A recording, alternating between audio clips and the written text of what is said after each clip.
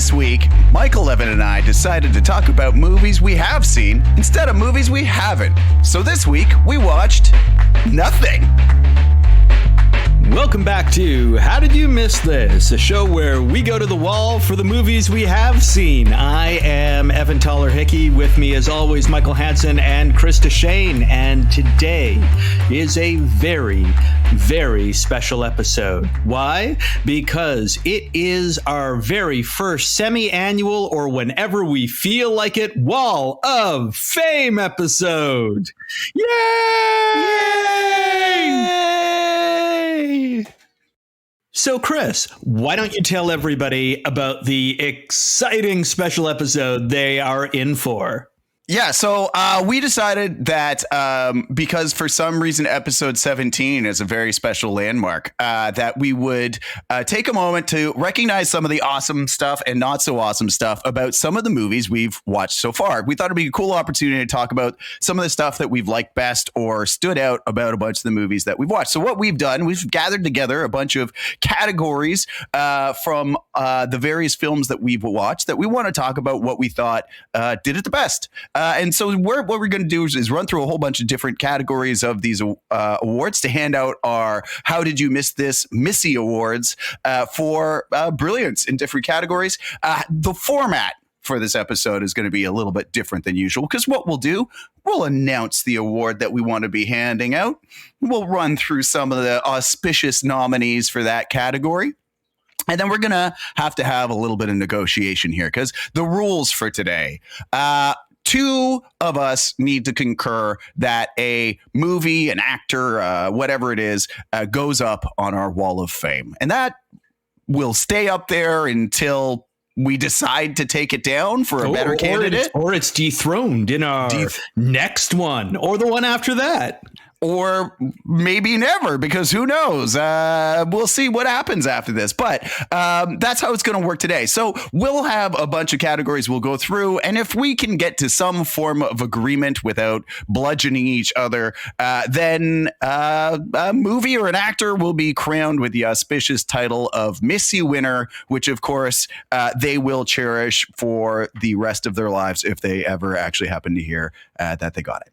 So that's the setup for today. Sounds good to me. I am so excited to hear what y'all have nominated for these particular ones. I'm so stoked for this conversation. Yeah, we've had basically zero conversation other than agreeing on the categories that we wanted to put forward for this. And so maybe without further ado, let's get started. So the first category for today, the Slow Burn Appreciation Award. This goes to a movie that you need to watch repeatedly to fully appreciate its depth and its brilliance. So starting us off, Evan, why don't you introduce who you thought were valid nominees for this category? Well, I think that it goes without saying a movie that requires repeated watching to really go deep in your heart is, of course, Empire Records.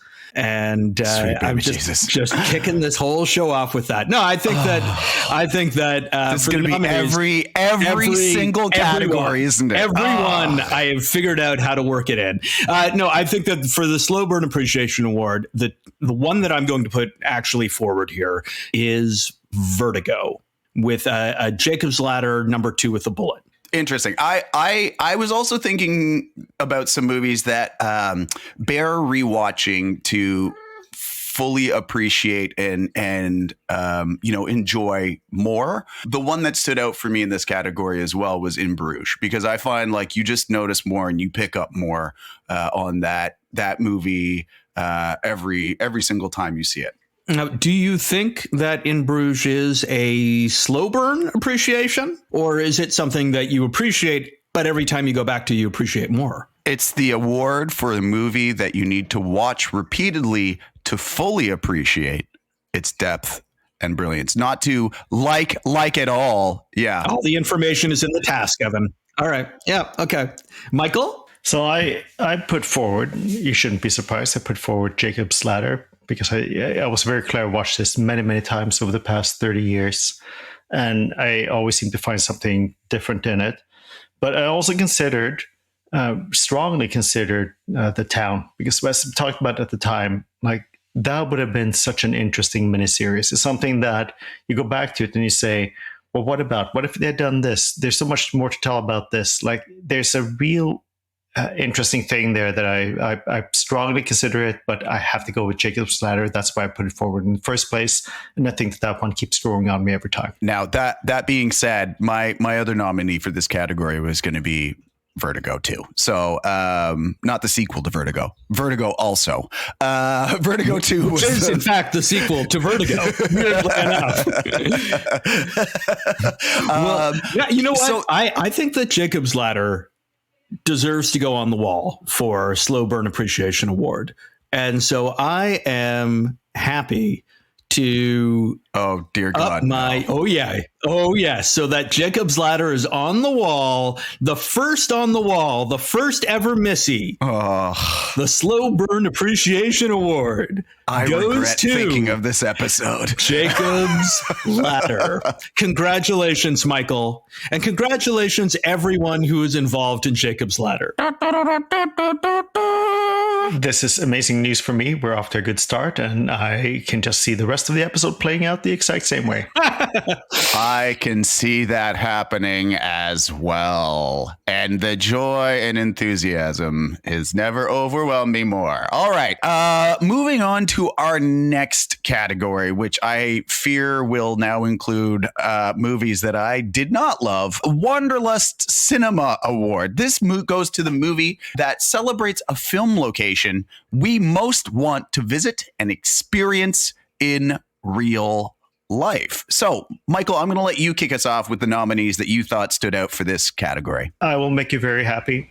I picked 13 Assassins. Everything that I saw in that movie was something like I would love to be there. The forest, the nature, the villages, everything about that was just like absolutely stunning. So that was my number one choice. I seriously considered, and this is going to be a little bit cheating, I seriously considered Vertigo from the way that they showed the environments. Now, I don't think that those colors exist in real life, but if they did, I would very much like to go and visit those places because everything was just like amazing. I have a nagging suspicion, though, that those things are not actually real. So 13 Assassins wins for me. Does that involve time travel for you as well? Well, if you could maybe that would be the Vertigo 2. It would be about time. Vertigo also. Right, Vertigo also. And that might solve this problem. So maybe next time we do the show, I will put that forward. All right. Well, interesting. I had a few other options for this category. So one of them is Amadeus. I've been to Prague, which is where it was filmed, but I've never been to Vienna, where it was supposed to take place. I'd love to see a lovely old city. I've also put on my short list here in Bruges for Bruges, because that was lovely. And the other one for me was About Time, because the Cornish coast was seemingly lovely, though filled with potentially torrential rain and wind. But those are some that stood out. Evan, did you have anything else that stood out for you? Well, I mean, obviously, Empire Records, the store, would just be so great to visit and to, spend some time in the listening booths, really dig around in their stacks. But my two choices were Bruges and the Cornish coast in About Time. I haven't been to Bruges. It looks lovely. I have been to the Cornish coast, and it is lovely. I really like being on the coast. So I think that I am going to make my vote the Cornish coast in About Time. Maybe can we do a Kentucky tour and take a fast train from the Cornish coast to Bruges and do a twofer? That's a great idea. I mean, it's just across the channel, basically, right? I feel like it invalidates the premise of this, where we have to hand it to one thing, though. So, all right. I mean, if you're hard in on Bruges, I'm happy to give it to Bruges. I really would like to go to Bruges. Between these two choices, I would say in Bruges. Okay. So that's my vote. Well, okay, hold on. Which one do you prefer, Evan? The Cornish coast? Well, I mean, if Michael, can I get you to flip your vote on the Slow Burn Appreciation Award to Vertigo if we do the Cornish coast? No, in Bruges. In Bruges. Okay, Bruges is fine. I'll go with Bruges. So the winner of the Wanderlust Cinema Award is In Bruges for Bruges. Well done, all the Bruges. Awesome. Moving on to our third category, the Overhyped Award. This goes to the movie that was most overrated and did not live up to the massive hype surrounding it. So I'll kick us off here. I had two movies that really stood out for me. One was, especially because it was an old favorite of mine, and then rewatching it after some time, There's Something About Mary, one of the biggest comedies, rom-coms ever. Wasn't as good on the rewatch, but I think the one that really first and foremost for me stood out as being overhyped when we watched it was Vertigo. Like, it's supposed to be the best movie ever, according to film directors and whatever. It was fine, but like the hype going in, just it was a lot. It was too much. What about you guys? Are there other categories there or other movies in the category that you want to call out? Well, those are the exact two I had on mine. Well, negotiation to go. So there you go. I mean, I agree with you that Vertigo as best movie in cinema history. I mean, when you talk about overhype, that's a lot of overhype. And I was the one who hadn't seen There's Something About Mary. I'd had 25 years of people telling me, oh my God, it's the funniest thing ever. And so that was overhyped to me. But I think Vertigo has been overhyped to the world. Everybody. Yeah. Michael, anything else that stood out for you as maybe being overhyped? Okay, so I think we're going to have a winner. I also put my number one pick was There's Something About Mary for all the reasons we talked about before. It was just like looking at, again, I had to say to myself, how did I like it at that time? But I'm going to surprise you with my second one. My second one that I really considered was Harold and Maude. Because I really thought, well, I'd heard so much about it over time. I was expecting so much going in, and then I just didn't get that. So that was I considered it, but the number one has to be There's Something About Mary. I thought about Harold and Maude too. That was kind of like didn't make the cut, but it was on my short list for the movies that we thought about. I will say I will lean pretty heavy into Vertigo on this one though, because for me it was just like way overhyped going in. I don't know if either of you are there. I know Michael's looking at There's Something About Mary, but I'm looking, Evan, which one is it for you? You seem to be the kingmaker this episode. I'm thrilled with my role right now. Making me cringe about Empire Records and Making Kings. Those are the two things you get to do this episode. Oh, it's lovely. Yeah. I'm eating it all up. As much as I would love to see There's Something About Mary get an overhype award, because I agree it's completely overhyped, I do think that, again, Vertigo being called the best movie ever made, to me that is true overhype. The ultimate hype. Yeah, it is the ultimate hype. So this is the dissenting voice of the Supreme Court. So I know the decision is made wrong. That is a bad decision. This is going to come back and bite you in the buttocks for a very long time, because overhyped for something that is 70 years old, 80 years old, 100 years old. When was Vertigo made? 1922. I think the bigger crime is something that was in at least kind of like the remembered past. So shame on you both. Let's point out that Vertigo wasn't called the greatest movie of all time until the 90s. So it is kind of contemporaneous in that sense. And it's the number 2 movie on the Sight and Sound list, which... And it's interesting, actually. So you're actually giving hope for There's Something About Mary. Like, there's hope for that yet to be called that at a later stage. So to be called overhyped? Absolutely. Yeah. Absolutely. But as it is said, so it shall be written in the annals of Missy history. The Missy Award for most overhyped, I believe, is being handed out to Vertigo. Congratulations, Vertigo, for being way too much for what you are. The Adrenaline Rush Award is our next category. The Adrenaline Rush Award goes to recognize the movie with the best action sequence that keeps viewers on the edge of their seats. I believe it's your turn, Evan, to bring forward our nominees for this. I mean, obviously, I have to call out the shoplifter scene from Empire Records. He's going to do it on every single one. But I will say that I think that there is a clear winner in this category, and it stands above The Town. It stands above Fast and the Furious, and that is the final act of 13 Assassins for 45 minutes of just bananas action. That is my one nominee. BANANAS. Bananas. I mean, I'm 100%. Those are the things I had. I had 13 Assassins and The Town. Especially, I said the second robbery, but I would have happily said the first in that movie as well, which is great. But yeah, the 13 Assassins in The Last Battle for me is definitely up there. Michael, was there any other scenes that stood out for you?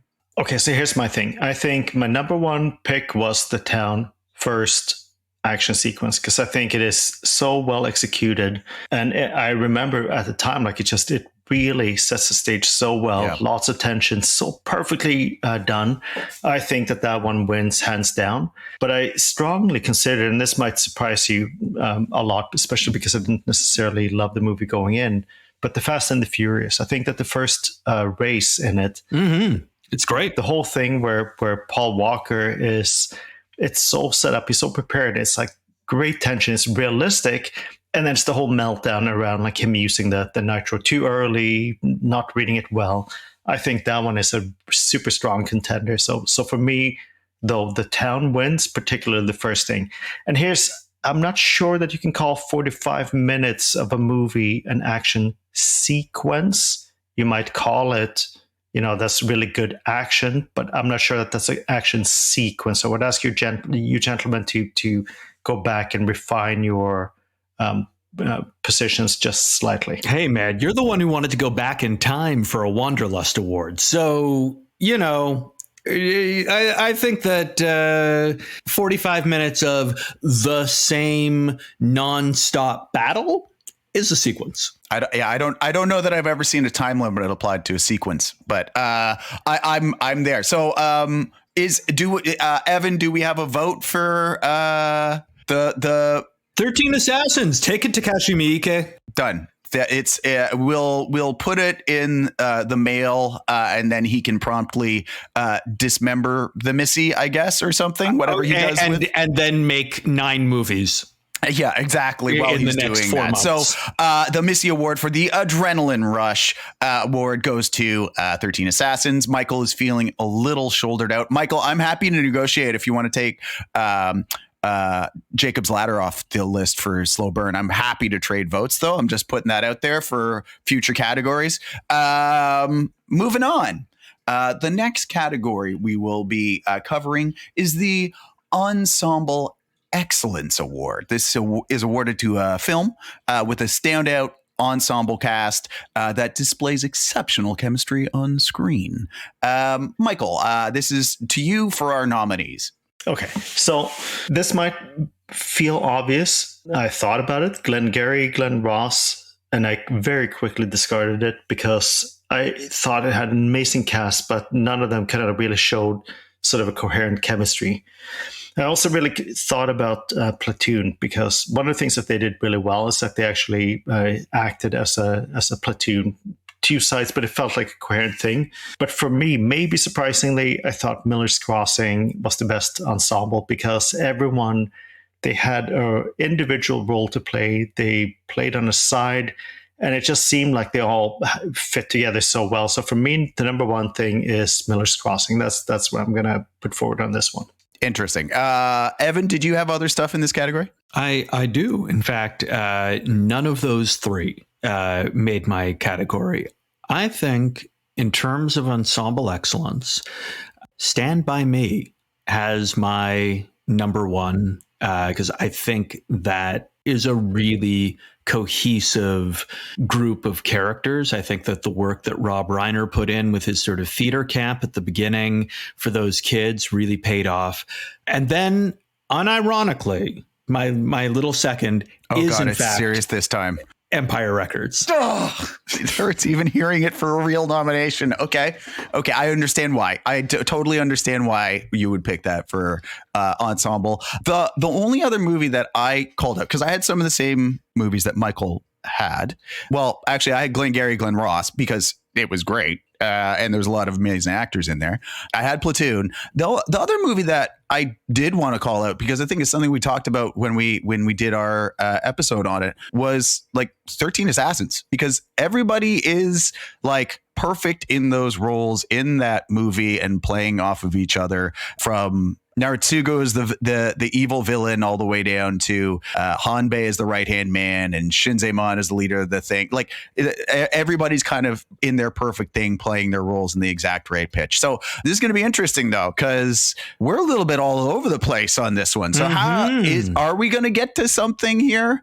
I don't know that Platoon was my favorite. I was actually had Glengarry Glen Ross as my actual like top of the heap. You know, I agree with Michael in terms of amazing performances.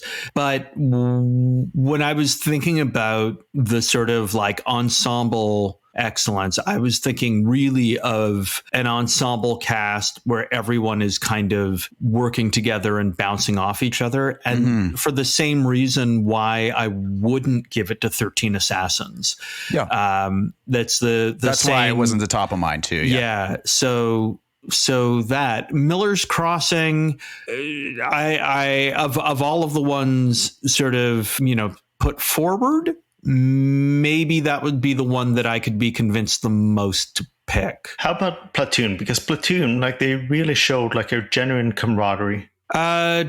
True. I don't know. Maybe Platoon.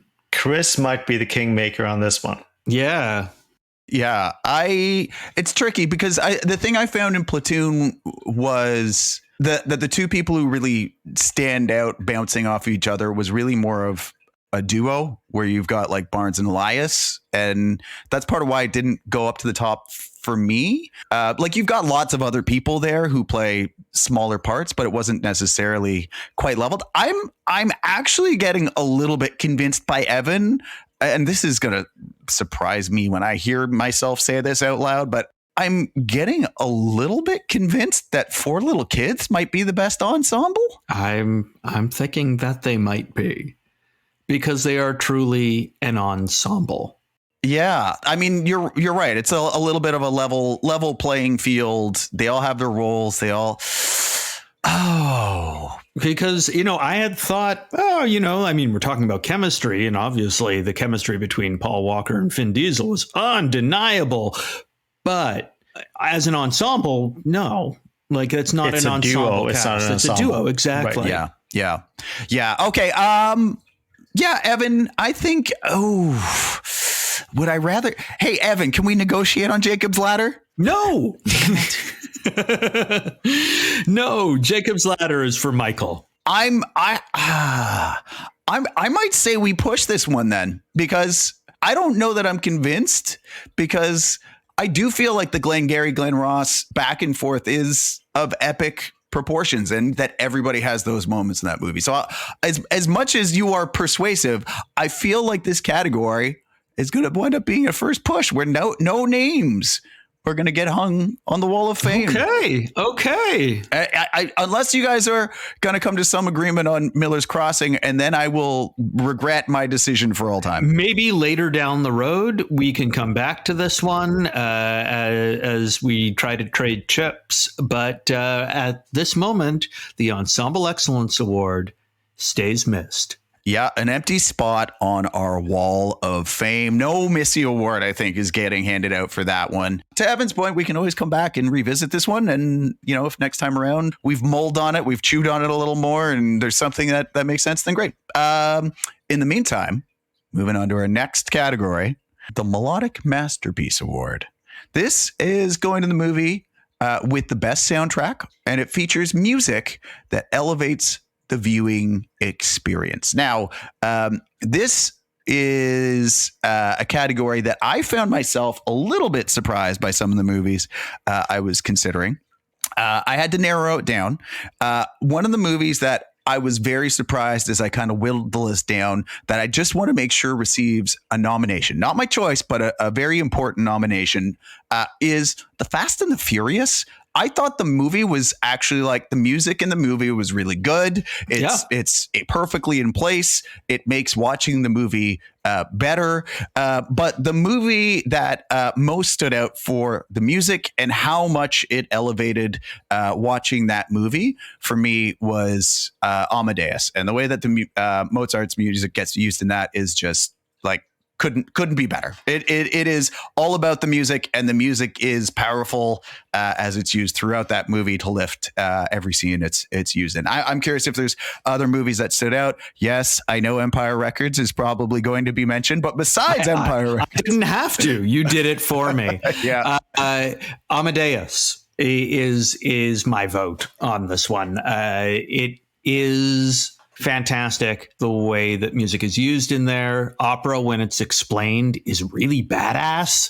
And the way that it is so integral to pieces, both within scenes, but also within people's minds. Salieri reading the music and you hearing it in his head, and then the papers being whipped away and the music stopping. Just, to me, a runaway with this award. Michael? You're just trying to culture wash this whole thing. You're trying to come across as these very sophisticated people. I don't care for it. So I'm going to go a little bit different. One of the things that you might think I would do is bring up Jacob's Ladder, and I'm going to say yes, I thought about it. The piano thing, incredibly, incredibly powerful to me.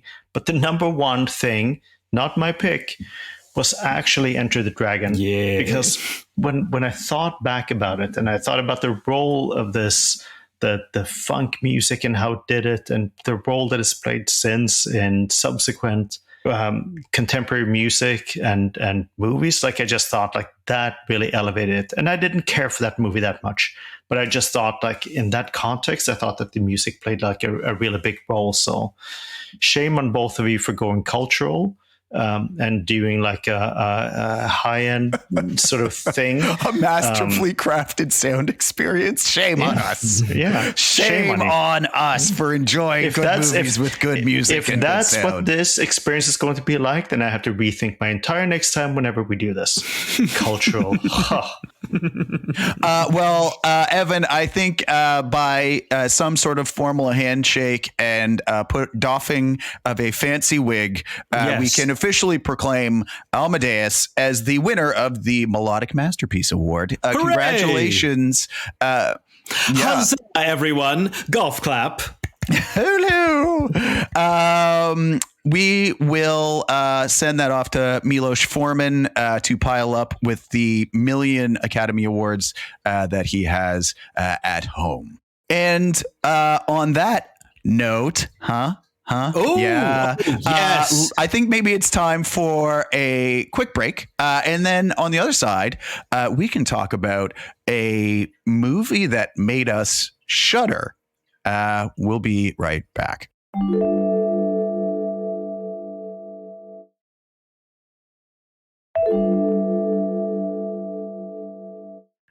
Hey, welcome back to the first some period of time, I guess, Missies. We're doing the How Did You Miss This awards for movies, and we're moving on to a movie that is maybe not something that stood the test of time. We're going to be awarding the Cringe-Worthy Classic Award.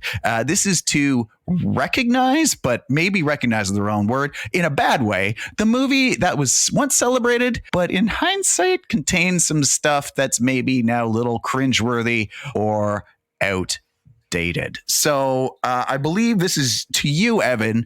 Who were your nominees for this category? Well, in fact, this overlapped the Overhyped Award for me. The Cringeworthy Classic nominations for me be number one, Vertigo, because that gets very, very cringy. And number two, There's Something About Mary, because that just does not stand the test of time. So those are my two. Michael, do you got Mike, yeah, do you have anything else in this category? Yes, I will meet you halfway. So I really thought that like my number one pick was There's Something About Mary, because they should have known better. You look back and you go like, ooh. But I also added in Glengarry Glen Ross, because I think that there's some parts in that have not translated well. There's some parts of the dynamic and how they talk to each other where I go like, yeah, this is not amazing. But my number one pick for this for sure is There's Something About Mary. Interesting. So on my short list, I also had Vertigo, but like I think that movie is so intentional about making things creepy whatever that I was like, no, that's the intent of that movie, is to put that gross gaze onto things. The other two movies that stood out for me, well, one of them for me was Harold and Maude. I found big parts of that movie yucky. Self-harm and suicide aren't things that I thought were particularly funny. So maybe that's a view that I would have had at the time, but definitely today I didn't find it particularly funny. But I think I'm agreed with both of you that the number one movie that made me cringe and squirm a little bit while I watched it was chunks of There's Something About Mary. I still found some humor in that movie, but yeah, there's definitely a lot there where, I mean, 20 some odd years makes a difference in what we think about stalking. So there we go. Look at this. I think it's our first unanimous one. What? Yeah. I don't know if There's Something About Mary will be enshrined for all time on the wall of, I guess, maybe in this case, shame. But yeah, it didn't feel quite right to me rewatching it. So there you go. We can ship this off to the Farrelly brothers, and, you know, I'm sure they'll be very proud of it.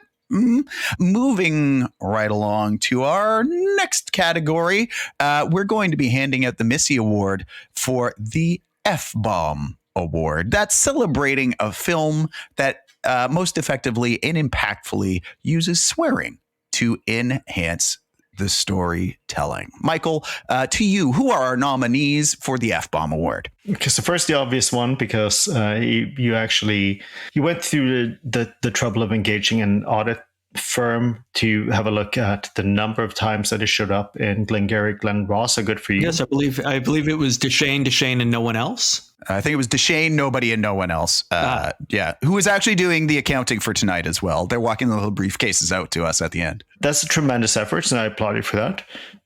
But the one that might surprise you is I actually really thought that Miller's Crossing did a better job, because with their little things, they're just some made up slang words or how they did things. I thought it was more impactful. I know we talked about how they used it in Glengarry and escalated and meant different things. But for me, my number one pick would be Miller's Crossing. I just think that was the better, more impactful use of how they swore. Did they swear in that movie? Even if they said "Goldarn Dagnabbit," like that to me was more impactful. Interesting. I feel like you're giving us the high hat. Yeah.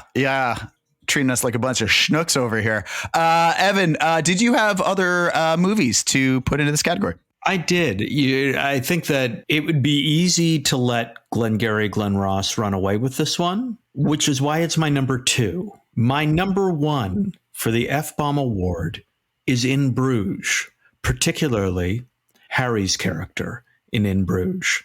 I think that he uses particularly the F-bomb so beautifully in the way that he delivers it. You're an inanimate fucking object is incredible. And I think that it says a tremendous amount about his character and really enhances the storytelling itself.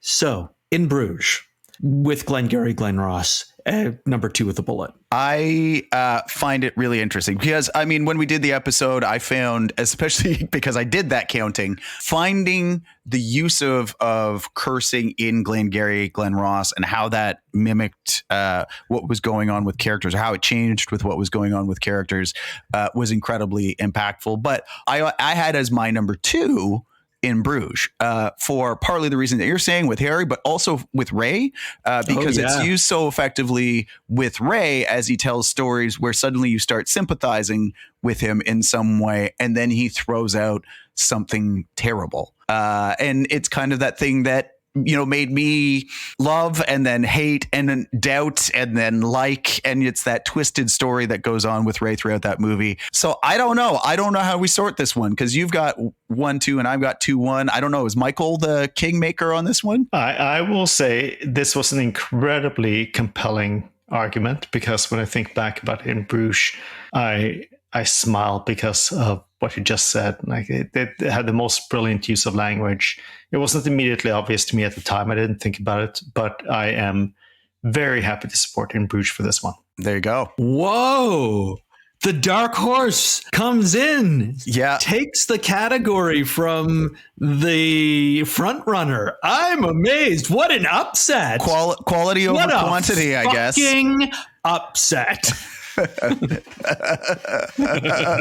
Yeah, it's I can't. Well, I'm not going to use any of the things that they said in Bruges to justify it, but yeah, it is a pretty big surprise. So I didn't expect that either. But In Bruges, we'll send it off to Colin Farrell and Ray Fiennes. They can split time with it, I guess. So the F-bomb award for cursing goes to In Bruges. Shocking. I can tell you, I'm surprised.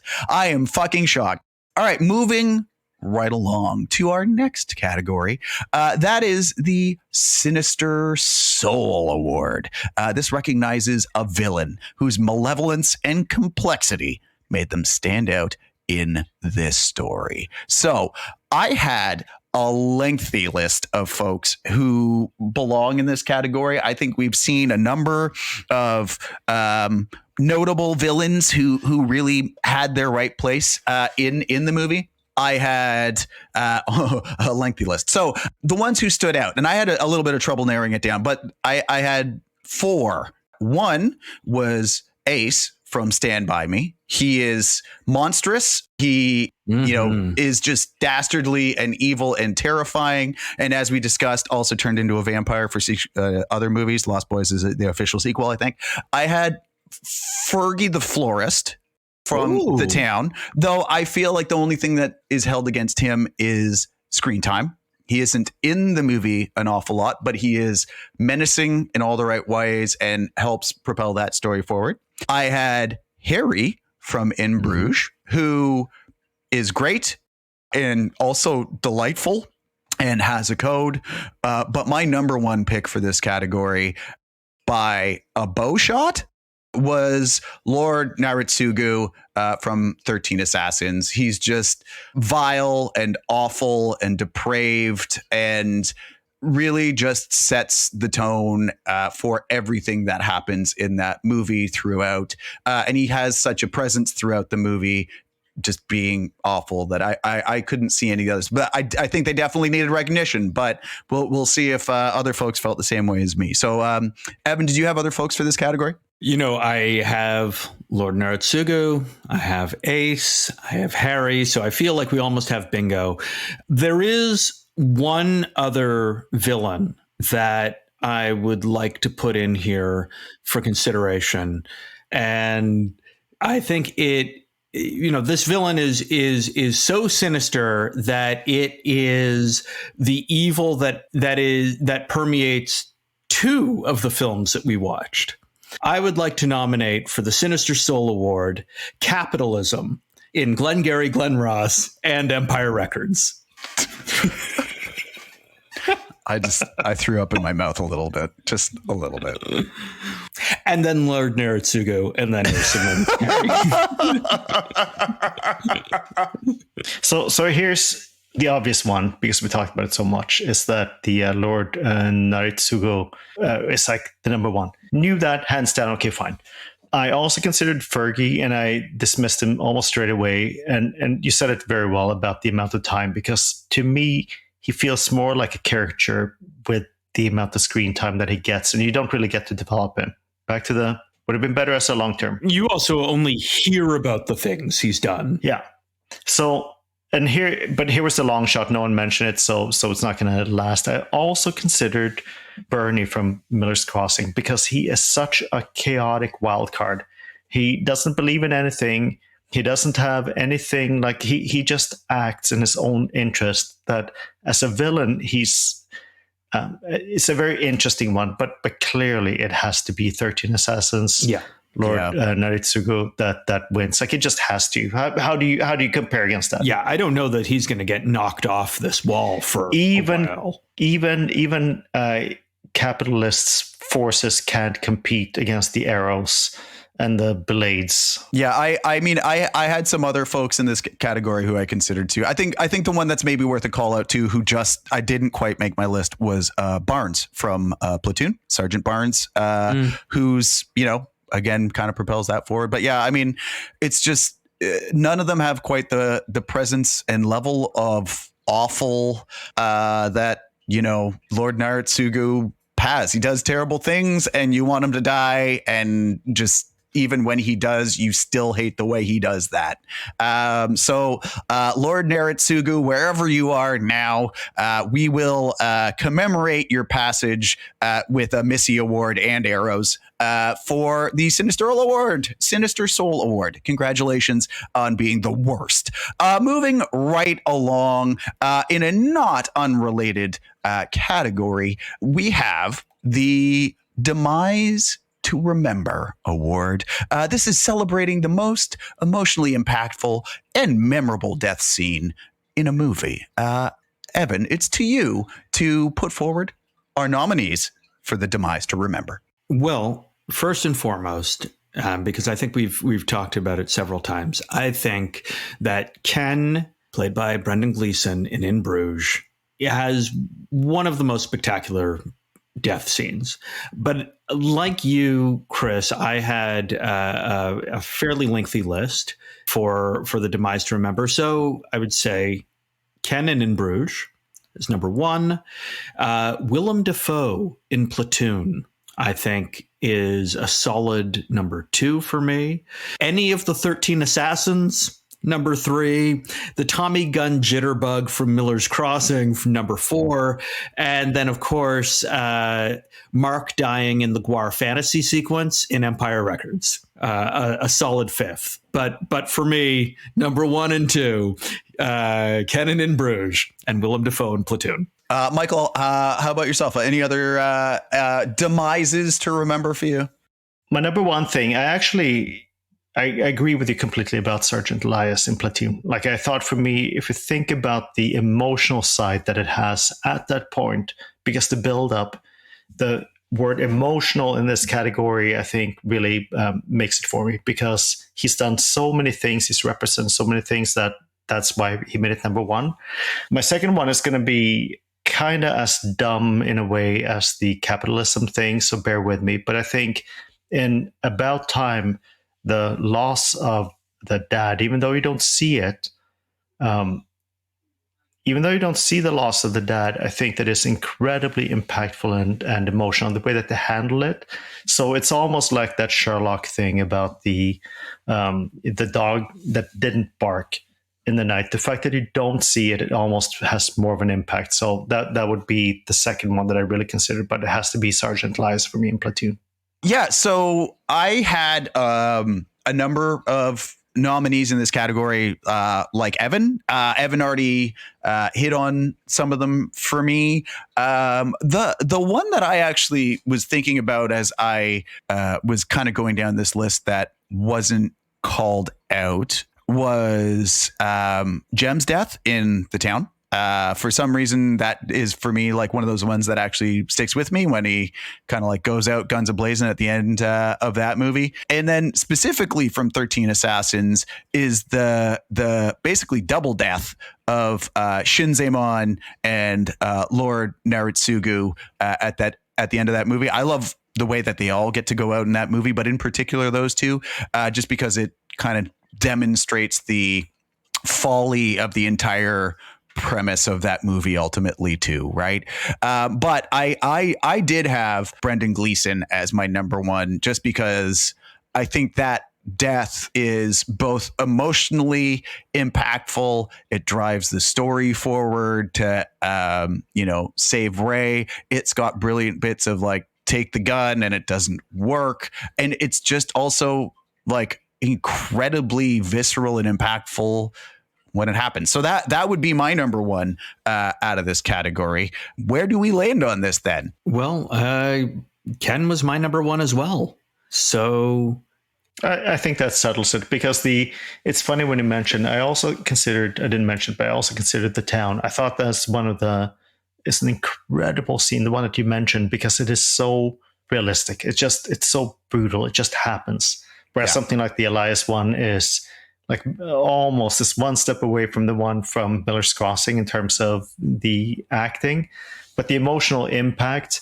I think that what you both describe about In Bruges, of course, like that is the emotional impact of his sacrifice is incredible. So, I am very happy to go in that direction. So well played, Mr. Gleason, and let's take it from there. We will package up a package of giant blood-filled water balloons to pack the Missy in when he ship it to Brendan Gleeson so that he can pop them all. With appropriate bills. Yeah, that's right. Appropriate coinage so you can climb a tower and drop them all on unsuspecting people in Bruges. So moving right along, the Demise to Remember Missy Award goes to Brendan Gleeson. And the next category for us is the Visual Spectacle Award. This celebrates the best looking movie that has stunning cinematography and visuals that leave you in awe. Michael, to you for our nominees for the Visual Spectacle Missy Award. Okay, so I considered two things. I really, as much as I made fun of Vertigo, I think that visually it's incredibly compelling. The colors, the scenes that they pick, the scenery, like it's intense. But my number one thing that I really thought about, because it's a combination of sort of the cinematography and the visuals, I really have to go with Miller's Crossing. I think that the cinematography is what nails it for me. It's the combination of that and the scenery that, for me, that is the most impactful one that I have to say that's my number one pick.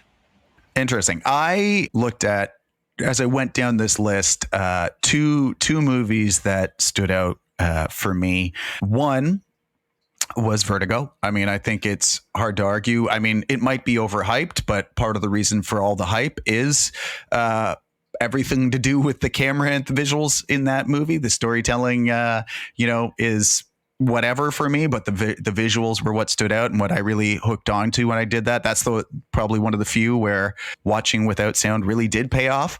And the other category for me, movie in this category was Amadeus. I just found something incredibly lush and vibrant in every single scene in that movie, and everything you looked at and the way it was shot with natural light was really great. And one of the movies that I think just deserved a little bit of an honorable mention for me.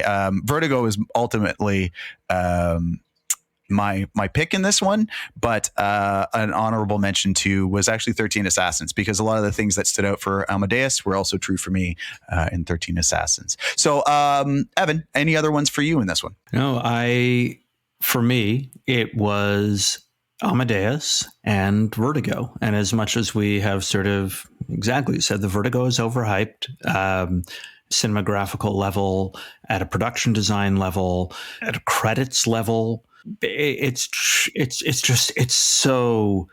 so good. It looks so good. And Amadeus also looks so good. So it's a real toss up for me there. I think maybe Vertigo edges it out just a little bit, especially because we still have a piece of cinematography that we use today that we call the Vertigo Zone. And that to me really nails it. Yeah, I agree. I mean, I think if you went and looked and said, especially in this category where you say which of these has had a greater impact on cinema and the way we use, that visual,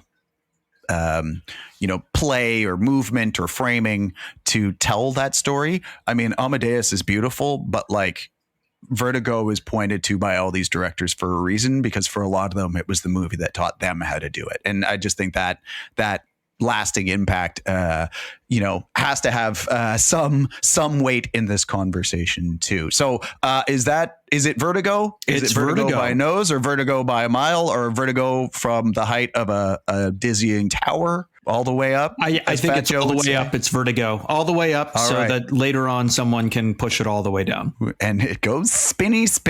Well, then, congratulations to Alfred Hitchcock for receiving recognition for his cinematography, I guess, because he's never gotten that before, right? Well, so the Missy Award for the visual spectacle goes to Vertigo. Amazing. So we have 4 big categories left to go. We're going to take a quick break and get into, I think, maybe some of the more debatable awards coming up after the break.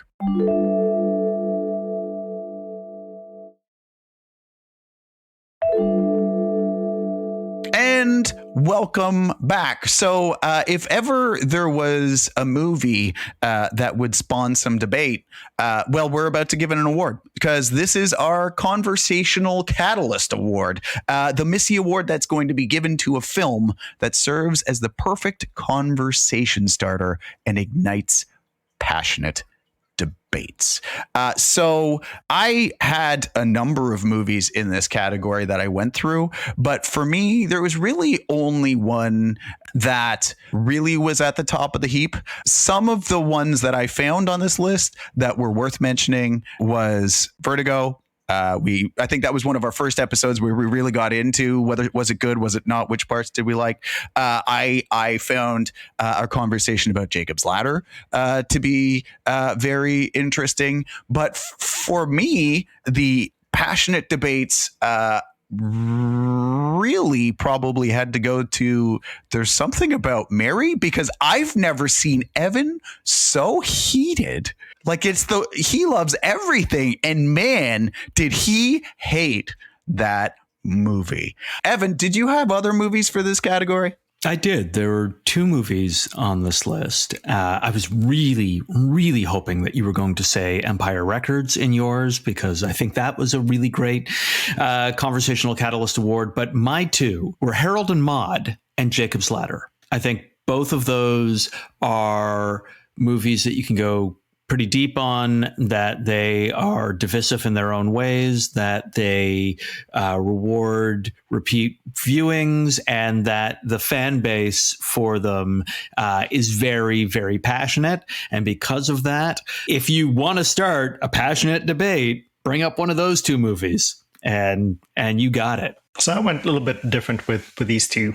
Or with this category. I went a little bit different, thinking about 2 options. I was thinking around Fast and the Furious and asking someone their whole view about this franchise. Like, is it more like Radiohead, where you like the early stuff and then you completely lost track of what they did later, or you've been with them along the way? And then the second one, following the same theme, is Empire Records. Is that more like Smash Mouth All-Star, where it's like you really like this one thing for the one thing that they did, and you never heard of them again, and they never did anything? So in terms of conversation starter, if you brought those 2 up, I think you would have a pretty good conversation going.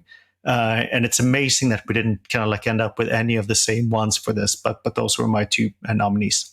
Okay. Well, we had a little bit of overlap on Jacob's Ladder, and I am happy to boost Empire Records. Just in case. It needs to. Just in case. Don't worry. Just in case you didn't know this. Don't worry, Evan. I'll make sure it wins an award later. So I think this is the interesting thing, right? Like, I think some of these like Harold and Maude for me was not a movie that, was debated because I didn't like it so much. And I think, for Michael too, and you did. But the things I found about Vertigo and Jacob's Ladder was there were threads you could pull on, and people could read it in a different way, go in a different direction, take a different interpretation. Like, that's where I think those 2 movies got really interesting. Some of the others where you're like, I didn't like, is a little bit more direct, but I found those two were the ones that actually, you can go in different directions like we did in the Vertigo episode talking about that movie, where Michael liked aspects that we didn't, we liked aspects that he didn't, we thought the story worked or didn't. Like there's a lot of different takes I found on that one. So I'd say, I don't know, where do we go? Can someone convince me other than Vertigo? You know what? I will back you on Jacob's Ladder. As much as I want Empire Records to win an award that isn't the Pits, honorable, I really do think that Jacob's Ladder, amongst people who liked it and amongst people who didn't like it, as you say, Chris, you can pull on threads and you can go really deep into that movie, and you know how deep I was going, trying to figure out the symbolism and the things behind. The ninth lake of... Yeah, exactly. So Jacob's Ladder, I'm willing to back you on that. I think the hard part for me about that one is, would it be a movie I would ever want to go back and talk about again? And probably not, because I didn't like it. That's where I'm like, I don't know that I want to venture into that territory again. I love that movie, but I would not. The reason I didn't bring it up is like, it's not a conversation starter, because you strike up a conversation with someone and they can be like, which movie? What? So I think it's like it's voted out by default because it's not something that people know about, which is why I went with kind of like more of these ones that actually have generated a lot of debate. So, it is true. If we said it's for a conversation starter and you're like, so what'd you think of Vertigo? And people are like, who? What? I mean, it was in the genre, so it was in the category. So like, yeah, we called it a conversation starter. It's true. Okay. Yeah, no, you're right. As it is the perfect conversation starter, I think everyone's seen Empire Records and it's awesome. So Empire Records. There you go. Evan has seized power, I think, in his kingmaker authority, and is now the king. Is that how this is working? So, is this going to be another push category? Are we going to come to terms here, or are we just going to have to accept that none of us have quite landed in the same spot on this? And I mean, look, if you're comfortable with this being again the equivalent of Smash Mouth All Star, then go ahead. Empire Records wins it. No, nobody's voting. Nobody's voting. Are you voting for Empire Records? I mentioned it. I didn't vote for it. I thought that this is not the right one. I thought you said that it was your number 2 pick. It is. It was my number 2 pick. Okay. No, he meant number 2 as in poop. Like it's that's the award coming later. The number 2 pick.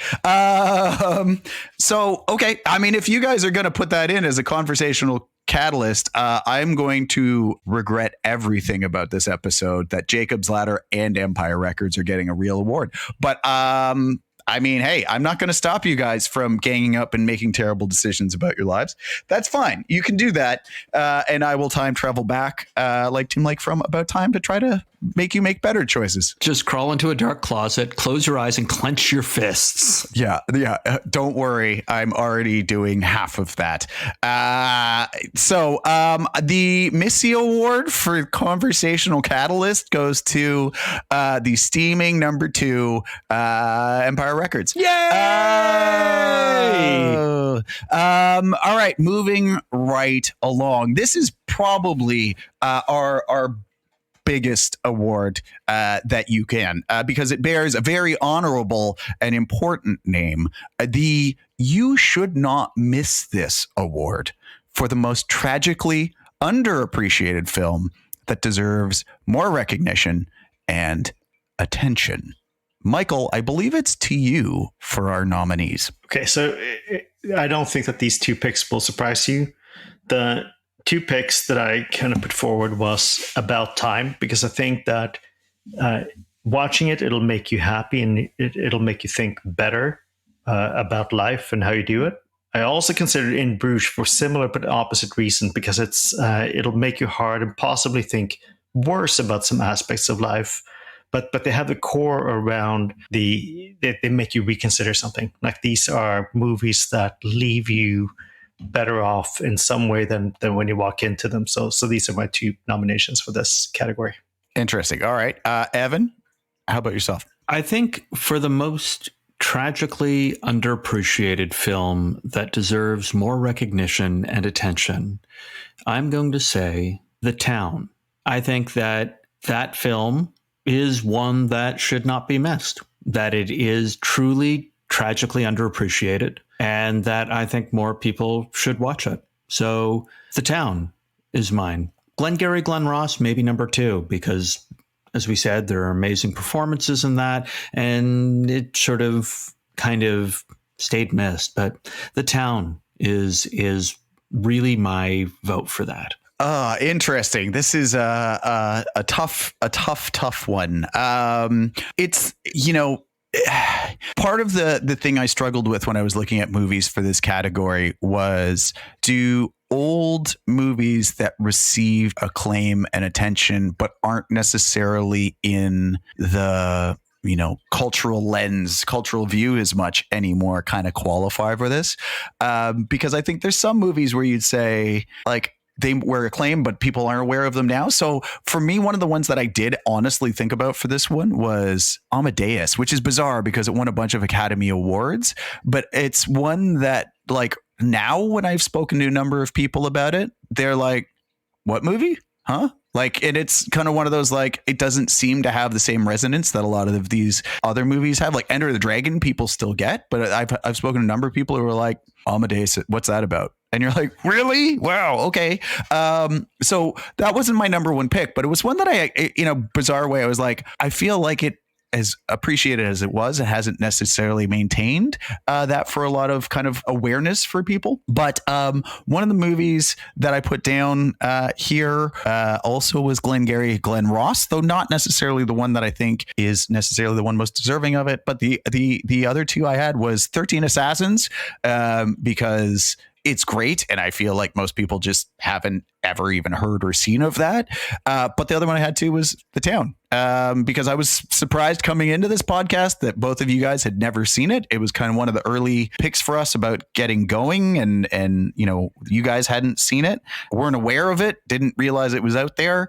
And I think that's been true for a lot of folks, but the folks who have all seen it are all like, yeah, you should see this movie. It's a fun movie, and it's pretty accessible, and you can watch it with most folks. And The Town was definitely one of my top contenders for this one too. So I don't know, Michael, do you want to try to talk us out of this one? No, I'll talk you into it actually, because I think Amadeus is a non-starter because of what you said. Like you can't call it sort of like underappreciated. It was very much appreciated. Now, if we call the category most forgotten, that'd be one thing. But I actually agree with you about Town. Yeah.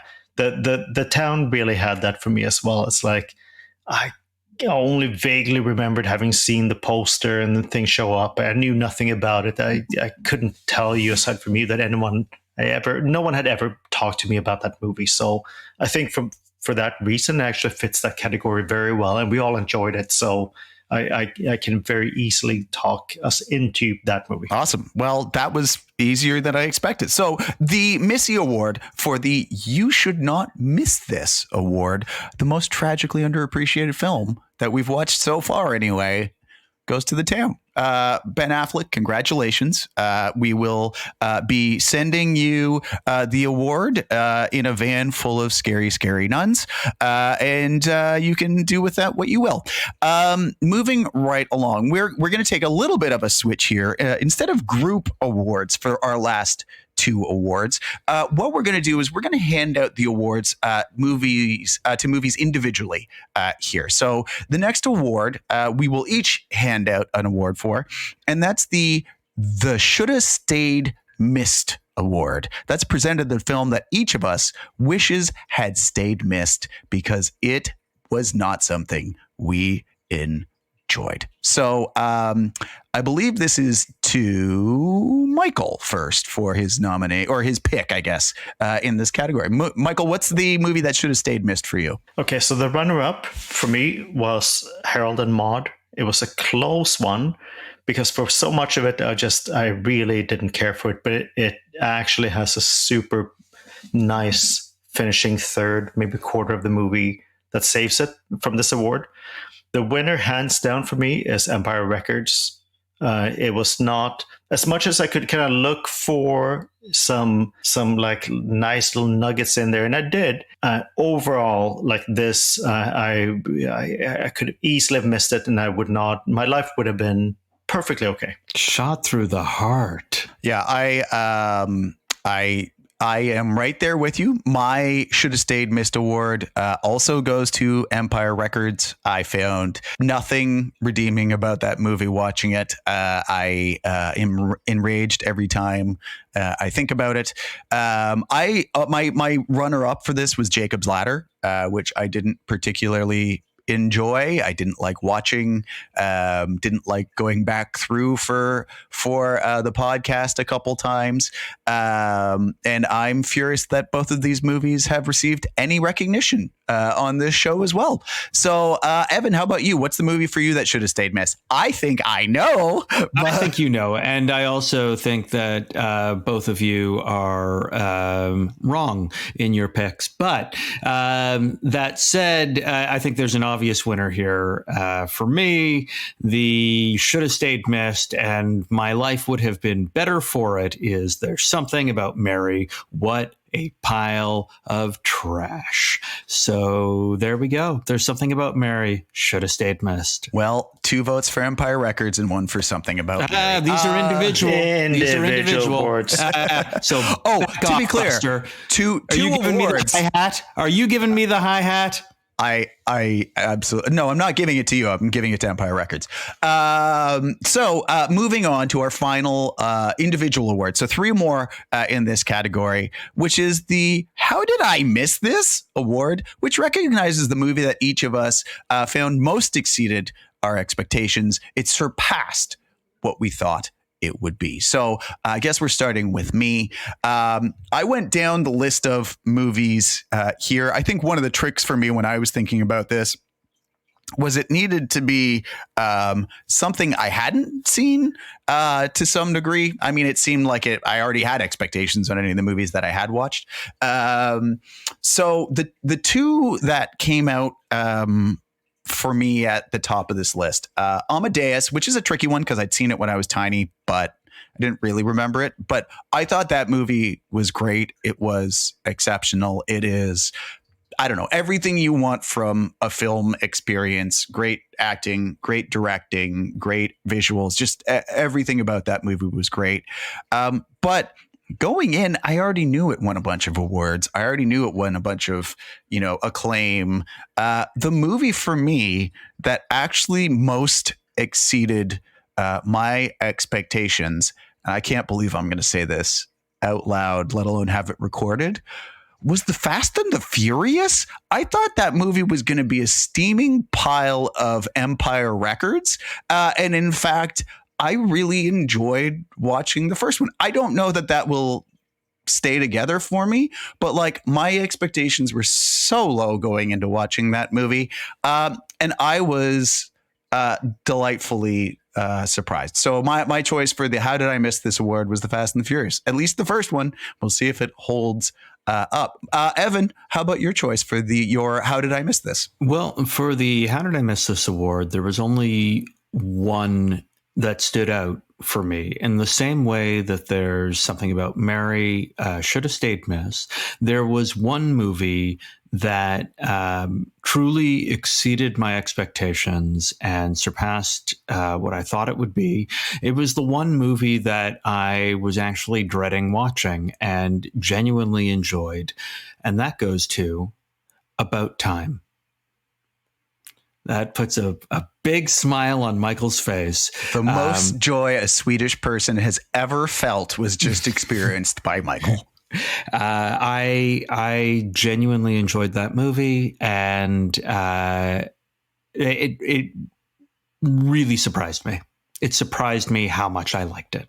So, About Time for the "How Did I Miss This" award. And Michael, final one. So it's interesting. I strongly considered The Town for this, for the reasons we talked about earlier. Never heard of it. I went in with very low expectations. I thought, why are we starting off this entire podcast series with that? But the winner for me, for the exact same reasons you mentioned, The Fast and the Furious. I went in expecting to think that this was the most ridiculous thing ever. And instead I was like, wow, that's pretty cool. Yeah, that's pretty cool. Yeah, they're pretty good. Yeah, that's like, there was so much about that just exceeded. And you can say super low expectations and exceeded that, sure. But I think it is probably a good movie. But just in terms of the exceeding my expectations, it's a hands down winner. Yeah, exactly. And I think that's the real trick is you can expect a movie to be great because you've heard it's great, and then you go in and it's great. All right, that's fine. But when you go in dreading seeing a movie and come out, happy and delighted, I think that's a big part of what we're doing this podcast for, and why we like watching movies together, is to surprise each other with stuff that isn't a steaming pile of garbage sometimes. And sometimes it is. Sometimes it is. Who knew? Well, that is, I guess, it for our first Missy. So the big winner tonight, I think I'm a little surprised by. I don't know about you guys, but it's In Bruges. So In Bruges just came away with 3 Missy Awards in our inaugural How Did You Miss This Wall of Fame episode. So In Bruges is going up onto the Wall of Fame for Wanderlust Cinema, the most enticing real life film location. It's going up for the F-Bomb Award, which was, I think it was a dark horse coming in. So it goes up for the F-Bomb Award for Best Cursing. And it also goes up for the Demise to Remember for Brendan Gleeson's Explosion. So congratulations to In Bruges walking away with 2 Missies tonight. 3 Missies tonight. Evan can count and I cannot. Well done.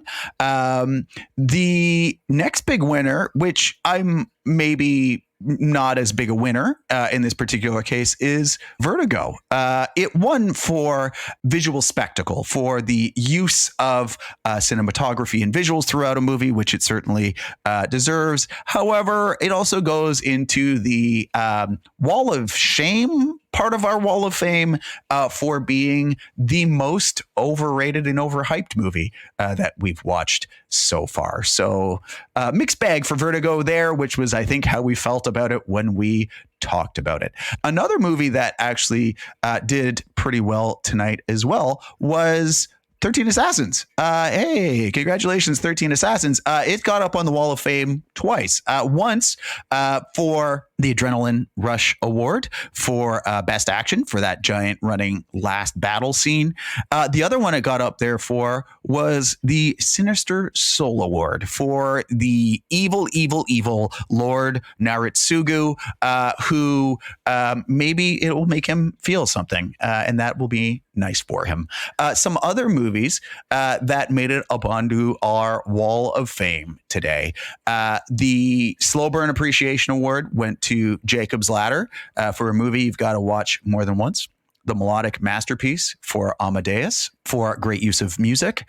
The cringe-worthy classic to Evan's favorite movie ever, There's Something About Mary, for the movie that just didn't hold up after some time had passed. The Conversational Catalyst Award for Empire Records, a movie that sparks debate, which is probably only true from people who lived through the 90s and like that movie. And the other award, which is pretty auspicious, though only winning in one category, was the You Should Not Miss This Award for The Town, the movie that we felt was just kind of underrated and didn't get enough attention. And then, of course, our individual picks. Me picking Empire Records as my Should Have Stayed Missed, which I have a feeling will hold up for a very, very, very long time in my personal corner of the Wall of Fame. And The Fast and Furious, which surprised and delighted me. Evan had There's Something About Mary for his Should Have Stayed Missed. And man, I thought, for a guy who loves every movie, that was a shocker to me when we did the episode, but not a shocker tonight, because he does not fail to remind me how much he hated that one, just as I like to remind him about Empire Records. And his pick was About Time for the How Did I Miss This, surprising and surpassing his expectations for a lovely little rom-com. Sorry, Michael. I said rom-com about time. I'm sorry. And Michael's picks were the same as mine. Empire Records for the Should Have Stayed Missed, and the Fast and the Furious Award being the one that surpassed his expectations. So, I mean, clearly a bit of a trend with Evan's movies missing and hitting for Michael and I. He's all over the place, sometimes right in the pocket, sometimes way outside. But that does it for our initial version of the Missy Awards. Michael, Evan, do you guys have any last thoughts before we sign off here? Nope. Well, there you have it, in insightful analysis and deep thinking recap of the night by Evan and Michael. And, well, that's what we thought about the movies we have seen. And we'd love to know what you thought about our choices for the awards, and if you think there was a better choice anywhere. You can always email us at howdidyoumissthis@gmail.com. Send us any questions or thoughts you might have had, and let us know if there's a movie that you'd like us to cover, so you know whether it's worth watching. If you enjoy what we're doing here, do us a favor, take a second to rate, review, or subscribe on Apple Podcasts or wherever else you happen to be listening. And we actually won't be back with you next week like usual. We're going to be taking a couple of weeks off to enjoy the summer, travel, move houses, and do all sorts of stuff like that. So we'll be back with you in September. And in the meantime, thanks for listening. We'll talk to you then.